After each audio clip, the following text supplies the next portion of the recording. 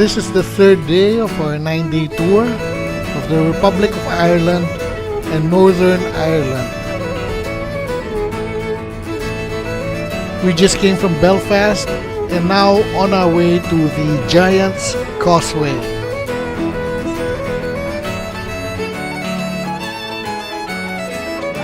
A massive amount of different varieties around the world of potatoes, so queens, your spuds, and apparently where the word spud, this is from somebody else on the coach also who told me this, where the word spud comes from. It's beautiful. The name of the place is based on a legend and it's not really a causeway. The Giant's Causeway is located in the county of Antrim on the northeast coast of Northern Ireland.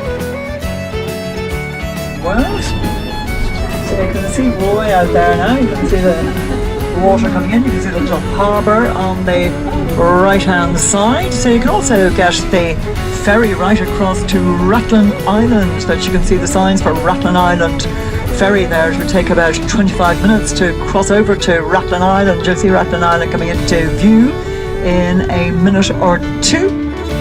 The Giant's Causeway is the only unusual and attractive natural formation which we'll be going to in Northern Ireland. The rest will be in the Republic of Ireland. Just like in New Zealand, the best that nature has to offer in the Irish island is located in the south of the island. This is our first photo opportunity stop on the way to the Giant's Causeway. The absence of snakes in Ireland gave rise to the legend that they had all been banished by St. Patrick, chasing them into the sea after they attacked him during a 40-day fast he was undertaking on top of a hill. However, all evidence suggests that post-glacial Ireland never had snakes. Northern Ireland is known for its Norman castles, glacial valleys and mountains, Celtic and Christian monuments, and coastal links golf courses. One of the best part of this tour is being on the bus and looking at the beautiful Irish landscape. We're now about to enter the Giant's Causeway after a beautiful drive along the Antrim coast. The Giant's Causeway is an area of about 40,000 interlocking basalt columns, the result of an ancient volcanic eruption about 50 to 60 million years ago. You can either walk down to the rock formations or ride a bus to get to where it starts. Since the road goes down, walking to it is easy. The difficult part is walking back up. October was a good time to make the trip, with the temperature in the low teens. Although the columns of the Giant's Causeway are impressive, they are not unique. Basalt columns are a common volcanic feature, and they occur on many scales in at least 40 countries. This is where you get down and wait for the bus again to bring you back to the tourist center. And this is Mary, our tour director. Several exposures of columnar jointings have also been discovered on the planet Mars by the high-resolution Imaging Science Experiment camera. Most of the columns are hexagonal, although there are also some with 4, 5, 7, or 8 sides. The tallest are about 12 meters. The size of the columns is primarily determined by the speed at which lava from a volcanic eruption cools. According to legend, the columns are the remains of a causeway built by a giant. The story goes that the Irish giant Fionn McCumhale from the Fenian cycle of Gaelic mythology was challenged to a fight by the Scottish giant Bernadette Devlin.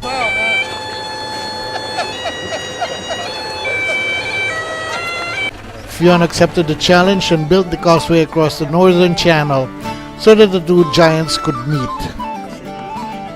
We're now on our way to Derry, or officially known as Londonderry.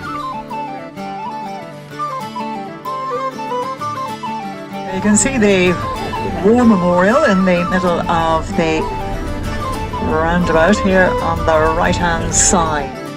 On the coastal cliffs of North County Antrim is the Dunluck Castle, which was built about 1500 by the Macquillan family.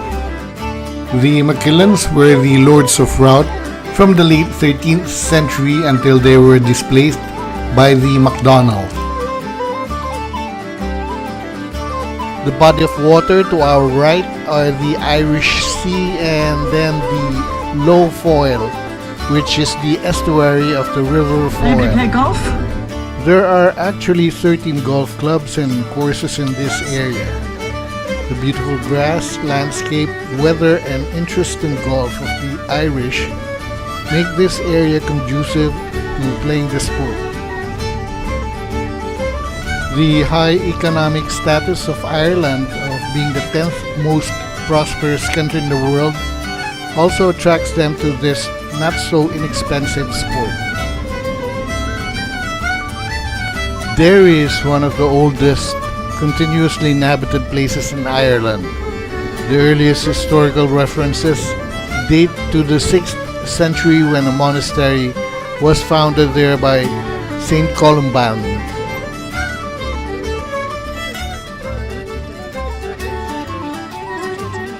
Something to eat, have a look around, and of course when we depart from Derry then we're going to side, and the bridge, it is called the Peace Bridge because they built it they just opened it a couple of years ago. The attraction in Derry, thankfully, is not only extremely political and memories of a bloody past, but also includes an outstanding guild hall.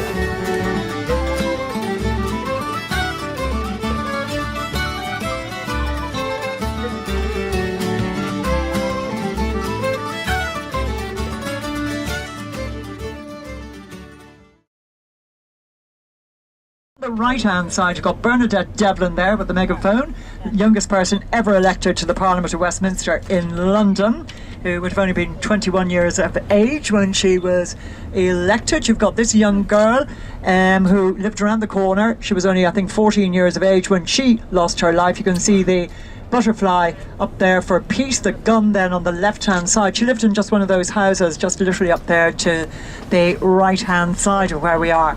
And you'll see here End British Internment, IRPWA, and all the various bits of graffiti that they've got around the place. But if you look up to the left then, do you see the wall? You can see lots of people up on the wall that you have that surrounds then the whole central part of the city of Derry. So you'll also see a very, very big graveyard that is going to come into view up ahead of us here now on the right hand side. So you would have had over 3,000 people that lost their lives in the Troubles in Derry, and you know you've had all sorts of calamities that have happened.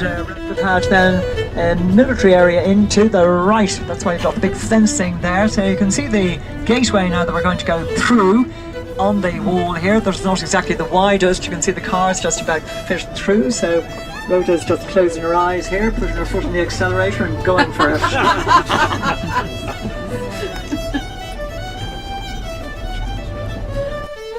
Derry is officially known as Londonderry.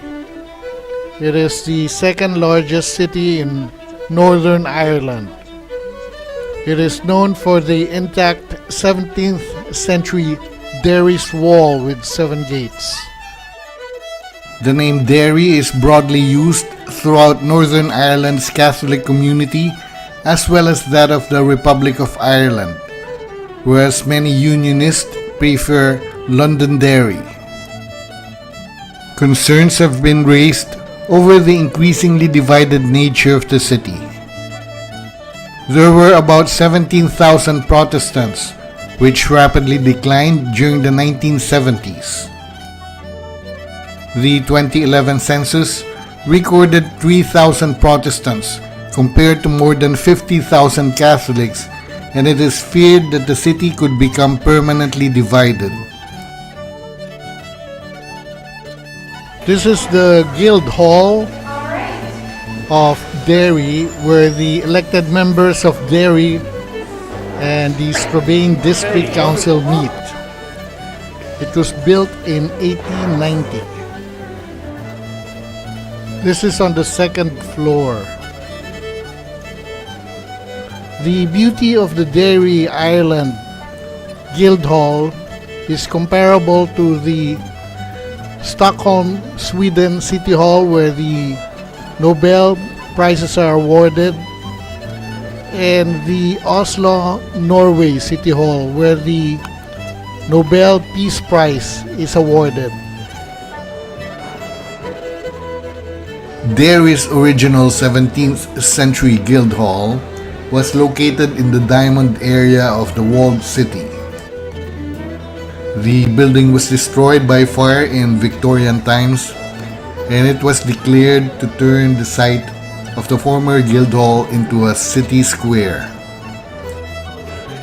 During the Troubles, the Guildhall was the focus of multiple terror attacks. The building was badly damaged by 2 bombs in 1972.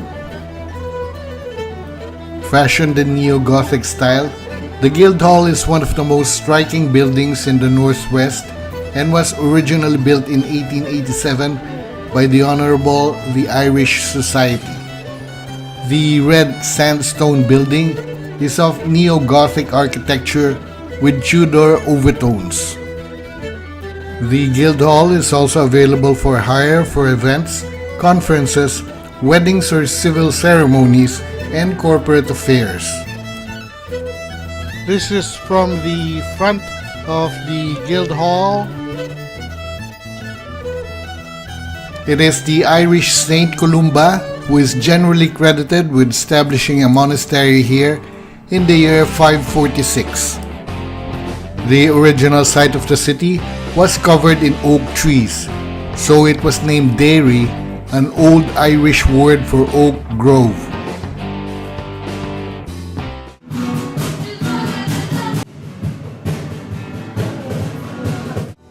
Derry was an important religious center, a seat of political power, and a strategically important place.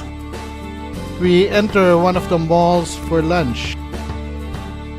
The walls were built in 1613 to 1619 by the Honorable the Irish Society as defense for early 17th century settlers from England and Scotland. They are up to 26 feet high and up to 30 feet wide, enclosing the old merchant city where the money was.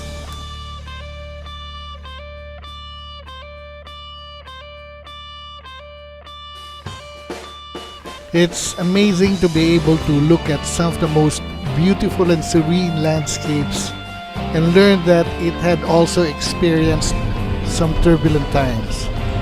It's just comforting to know that the worst is over. Some of what we see bears a striking resemblance to what we saw in New Zealand, particularly the wide green fields with pasturing sheep. Donegal town itself is famous for being the former center of government of the O'Donnell dynasty. It also has a long tradition of weaving carpets. Donegal bears a lot of resemblance to the small charming towns in the United Kingdom we've been to. It may take just an hour to visit, but it's apparent that the town is several hundred years old.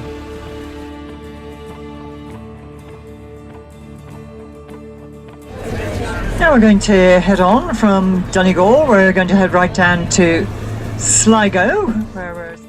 Sligo is a small town on the way to Knock, where we'll be spending the night. It is known for its literary heritage and rugged countryside. The County Museum displays memorabilia of local poet W.B. Yeats. William Butler Yeats was an Irish poet and one of the foremost figures of 20th century literature. He was a pillar in both the Irish and British literary establishments. Yeats was born in Dublin, but spent his childhood days in Sligo. He co-founded the Irish Theatre and served as its playwright. His plays treat Irish legends, which reflect his fascination with mysticism and spiritualism. He served as a senator for 6 years, beginning in 1922. In 1923, he was awarded the Nobel Prize in Literature. This was for his always inspired poetry, which in a highly artistic form gives expression to the spirit of a whole nation.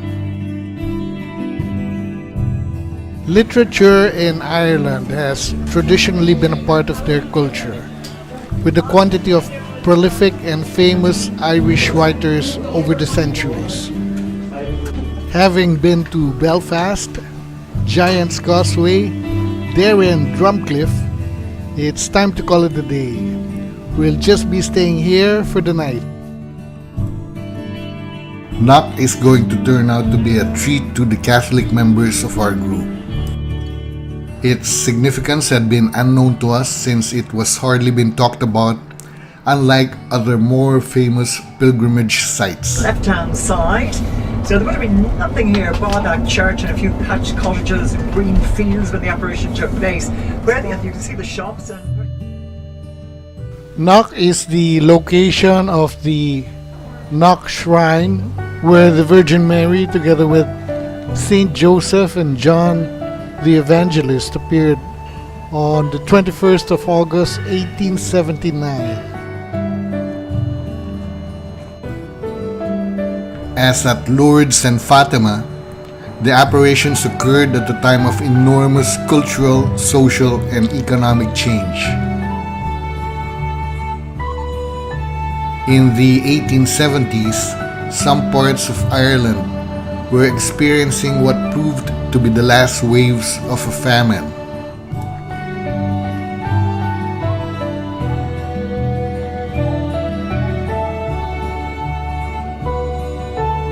In the 20th century, Knock became one of Europe's major Catholic Marian shrines, alongside Lourdes and Fatima. 1.5 million pilgrims visit the Knock Shrine annually.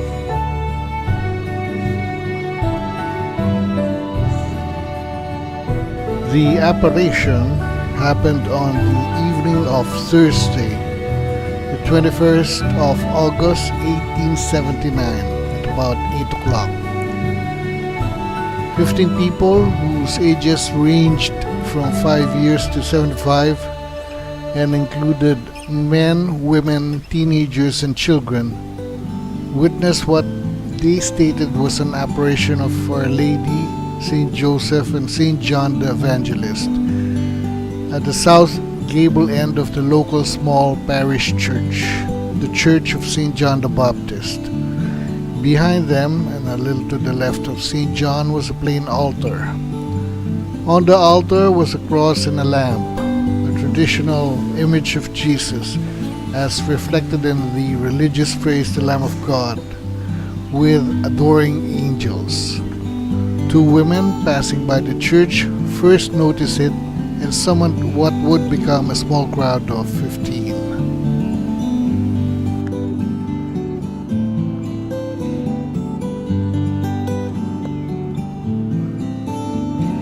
And at the back of the first church is the third church where Mass is going on. This is inside the first church. Galway has a vibrant and varied musical scene. Galway's hub is the 18th century Ayr Square, which is a popular meeting spot surrounded by shops and traditional pubs that often offer live Irish folk music. Beside it, stone-clad cafes, boutiques, and art galleries line the winding lanes of the Latin Quarter. Galway City has a reputation among Irish cities for being associated with the Irish language, music, song, and dancing traditions.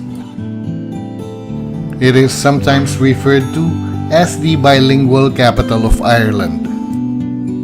In common with many ancient European seaports, the patron saint of the city since the 14th century is Saint Nicholas of Myra.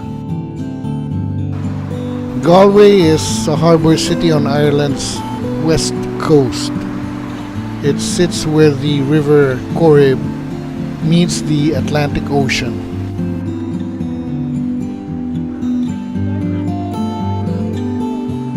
The Galway International Arts Festival is a cultural organization which produces one of Europe's leading international arts festival. It presents and produces programs across theater, music, visual arts, opera, street spectacle, dance, and comedy. The weather in Galway is mild all year round. Extreme weather is rare. Its temperature is comfortably between 6 and 16 degrees centigrade. However, just like any other place with running water, it's a place I would like to visit but not to live in. I would not want to sleep for even a night, especially near the running water, which you cannot turn off to keep the noise down. Galway is known as Ireland's cultural heart and is renowned for its vibrant lifestyle and numerous festivals, celebrations, and events. Every November, Galway hosts a festival of visual arts. In 2014, UNESCO designated Galway as a UNESCO City of Film.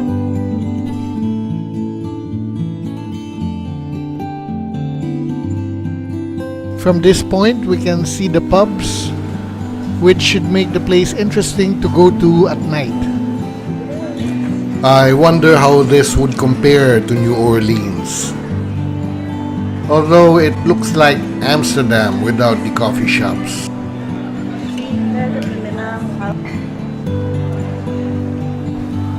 We see another statue of Oscar Wilde, this time with his brother Edward, which demonstrates the interest any town in the country has about poetry and literature.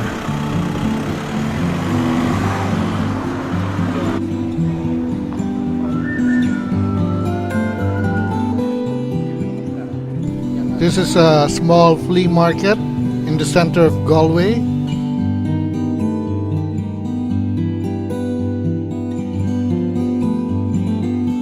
As in most Irish cities, traditional music is popular and is kept alive in pubs and by street performers.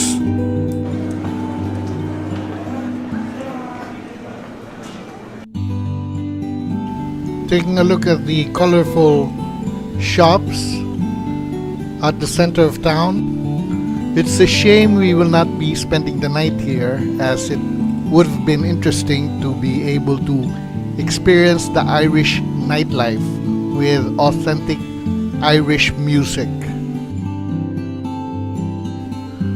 We're on our way to the most majestic natural scenery in the whole of Ireland this time, which is the cliffs of Moher.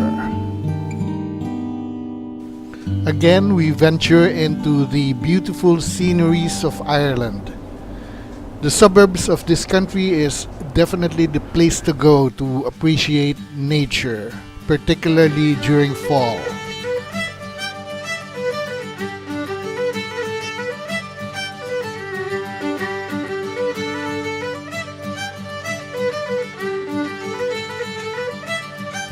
See, we're curious down here. The only place we get hooker is in Ireland is in the county of Galway. So I can see them actually over ahead there on the right, and they always have black bottoms on them, the hookers.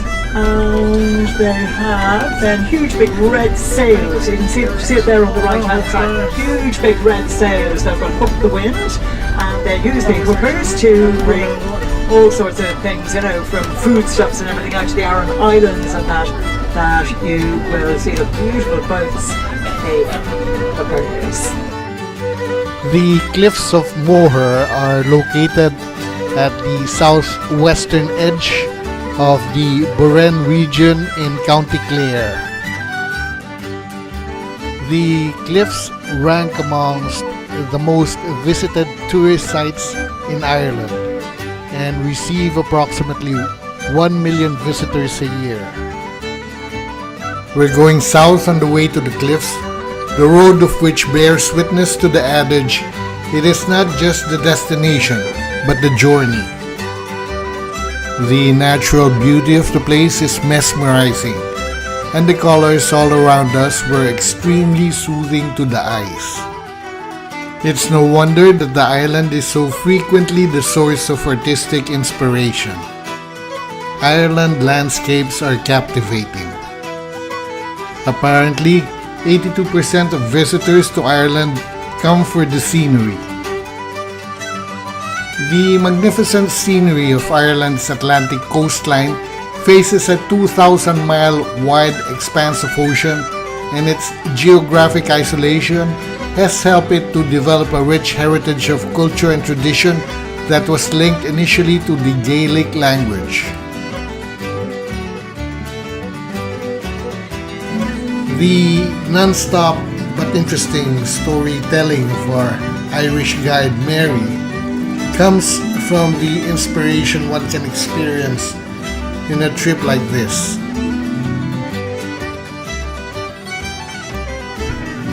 We've come to the conclusion that the literary prowess of the Irish is due to the scenic inspiration one can easily find in this country.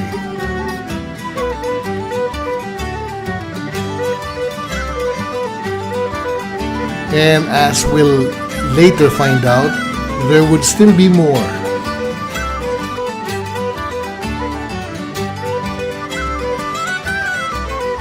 A comparable bus ride would be the bus ride at New Zealand on the way to Milford Sound, at also the southern part of the island. It is comparable both with the picturesque view and in terms of the majesty at the end of the journey.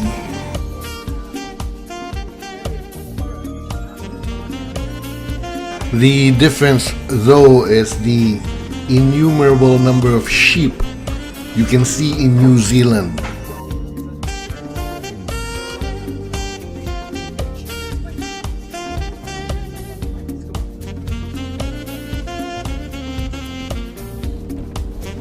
The body of water to our right is already part of the North Atlantic Ocean. The strength of the waves will be more apparent at the area where the cliffs are.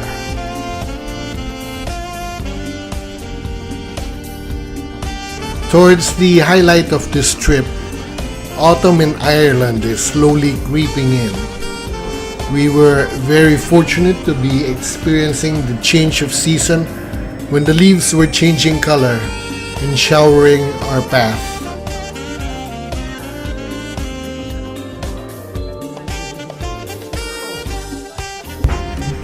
The majestic cliffs have been a venue of a Harry Potter movie, which required a place which could portray the imaginary world of the story.